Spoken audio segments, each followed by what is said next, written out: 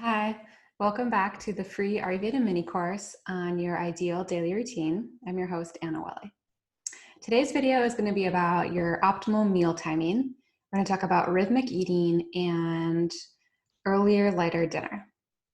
Yesterday we talked, just as a recap, we talked about bigger picture kind of overview of what dinacharya is, of just how we're sinking into this daily cycle of energy and what these daily energies are, the different doshas, vata, pitta, and kapha.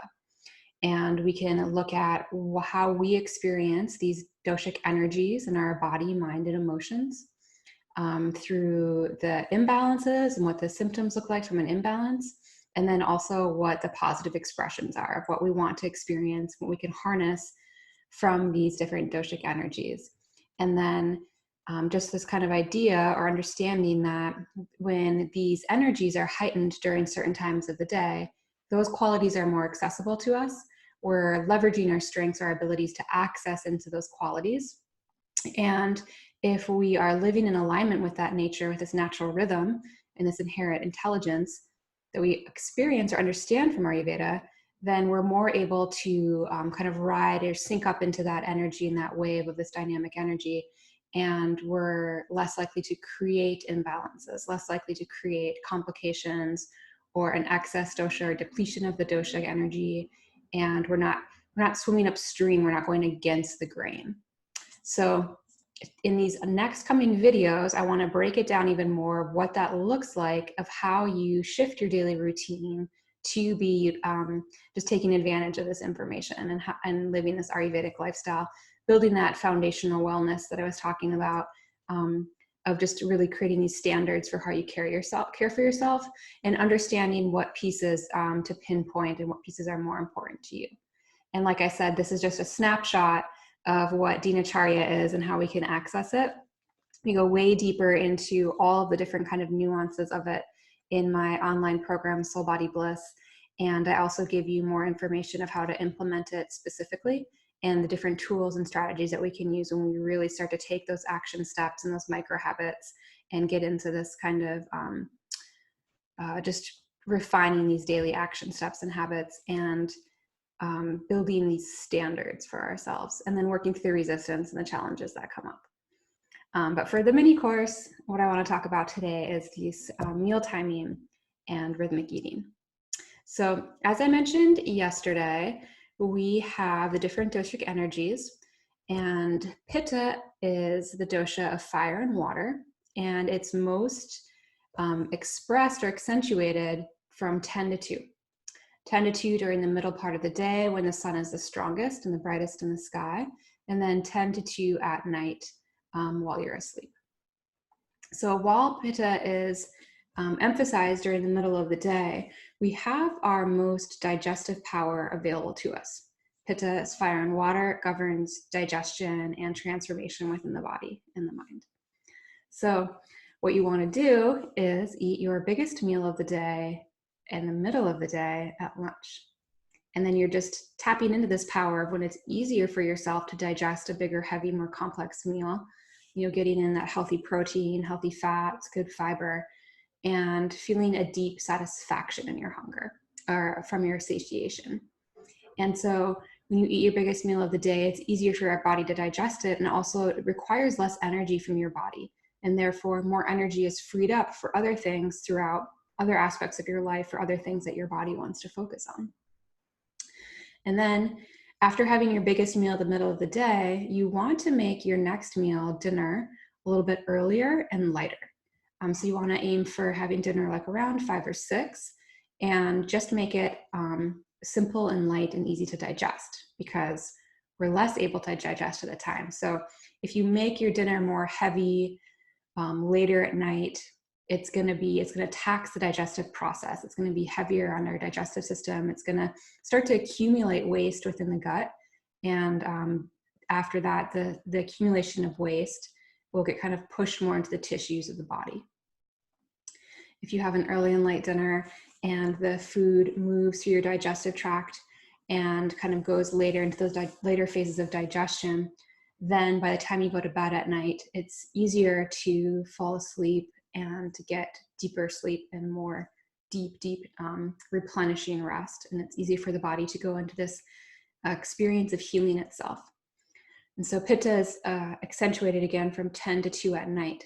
And so if you're asleep at that time and your body's not having to focus on a big, heavy, late dinner, your pitta gets to focus on more of a cellular metabolism, a more metabolic fire, and gets to go through and just kind of clean house and clean through and pull waste out and flush things out, particularly through the cells and the tissues and also the blood and the liver.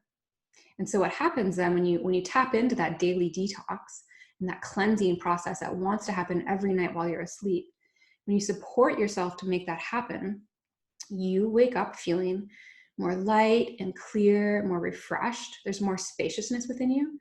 There's more of a spaciousness within your body, like you feel more light and just like free and like maybe more agile or more flexible, or just like it's like you're not feeling heavy and groggy and tired. So you're feeling light and fresh, and there's also a freshness to the mind and to the emotions and to the mental and emotional body. So you're feeling able to tap into that vata energy in the morning from 2 to 6 and feel more inspired and excited and, creative with like what's to come. And as we support that daily detox, we're also cleansing and flushing the other excess doshas from our system, particularly through the tissues on a physical level as well. So clean house, cleanse, refresh, detox, and then also give the digestive tract a break. It's like you're essentially going through a fast. If you eat dinner early and late, like around 5 or 6, and then you're not eating again until breakfast, you're giving your digestion a real break, and you're supporting your gut to heal and repair itself, and start and also digest or process stuff that maybe has accumulated over time from overeating or eating too many complex foods or poor combination of foods, any excess doshas that accumulate in the stomach. So if there's excess gas or bloating and dryness, there's too much vata. So by giving your digestion a break, it helps to kind of break that down and cleanse out the toxins or the buildup that has happened. Excess pitta would be too much heat and acidity, too much fire. So again, it gets to kind of cleanse and flush that out. Too much kapha would be like too much heaviness, mucus, fluid. It will cleanse that out. So you're having a healthier digestive tract by also eating in this proper meal timing. Biggest meal at the middle of the day, sometime between 10 and 2, so around noon, and then dinner earlier and lighter. And that will help you get to bed earlier and get that deeper rest as well. So then the other piece about this, of this meal timing, is we also want to be eating rhythmically. So if you're narrowing in on when your meal times happen, and you're getting into this rhythm, again, you're supporting a stronger digestion to happen. So you kind of just tune in on what works best for your body. So say it might be like 9, noon, and 5. And you start to make sure that you are nourishing yourselves consistently at those meal times. So you're training that biochemistry of your body and these biorhythms of when to expect food. So your digestion becomes stronger. Your digestive fire becomes more refined and more balanced and more strengthened. And so your digestion just functions more optimally. A stronger digestion means you're more able to break things down more effectively and efficiently, and it requires less energy. And then, so on a digestive level, it's just going to make a stronger digestion and heal your gut. You'll have less digestive issues. And then it's also helping to support and balance this vata dosha. When we eat rhythmically, we're supporting ourselves to kind of come into this place of nourishment. We're building up this kind of container, this kind of, we're putting these like stakes in the ground of like, this is what we do at these certain times. And so we're pulling our attention, our awareness down into this grounding and nourishing practice. So it's very calming. It's very centering and grounding and just kind of rooting for that vata dosha. So if we eat sporadically, if our meal times are like kind of all over the place and like, oh, whenever I get hungry, I'll just have something. It's too much of that vata dosha is what leads towards that, scattered mind, scattered thoughts, overactive mind, anxiety, worry, fear, hard to get focused. It's kind of like, it's windy. There's too much movement, too much sporadicness. It's like flakiness, it's like not able to stick towards something and be focused and grounded in something. So rhythmic eating and finding those consistent meal times really helps to pull and contain and ground that energy, particularly while you're eating and nourishing yourself, which is a grounding act in and of itself. So it's kind of like a 2-for-1 punch. So you're balancing and soothing and grounding that vata, and then refining your digestive fire and strengthening your digestion. And then you're giving your digestion a break in between those meals, and particularly at night, and supporting, again, that important piece of having a healthier gut.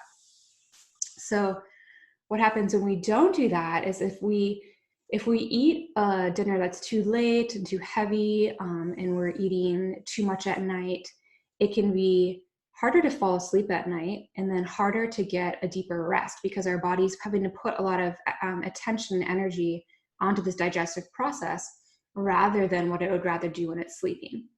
And then we wake up feeling more groggy, more kind of dull or achy. There's kind of like a cloudiness to it, a dullness.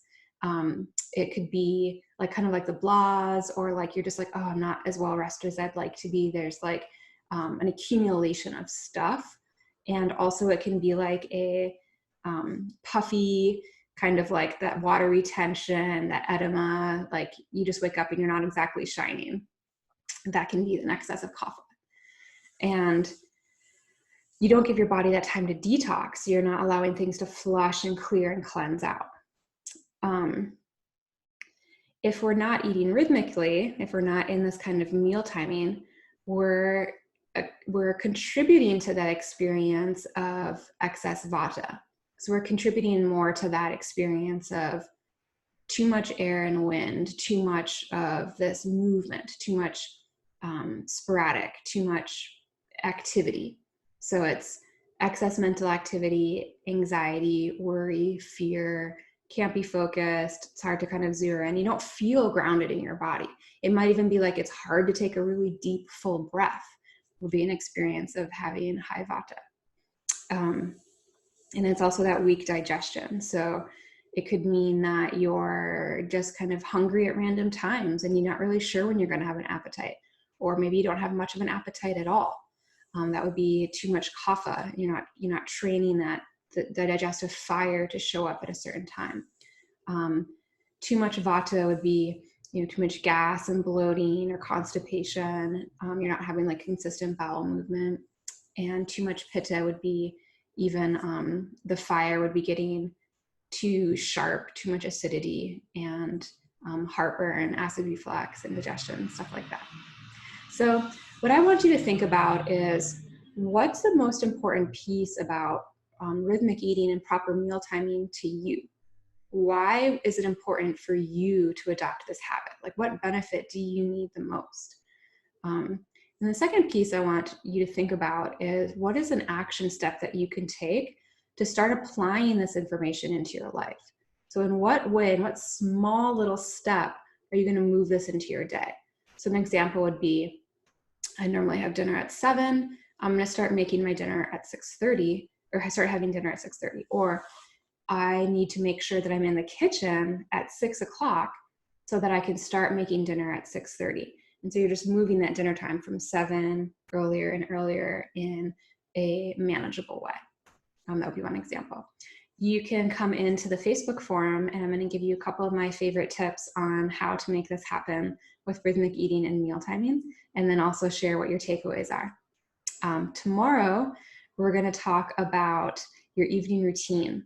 We're going to talk about how to tap into this quality of kapha dosha that's happening from 6 p.m. until 10 p.m. at night, and why that's important to cultivate this kapha essence of being really deeply nourished and resilient and resourced, and how that can help us buffer against stress and overwhelm and burnout and fatigue, and help us kind of cultivate more of this experience of deep pleasure and joy in life. So that'll happen in the next video. All right. I hope that's helpful, and I will talk to you soon.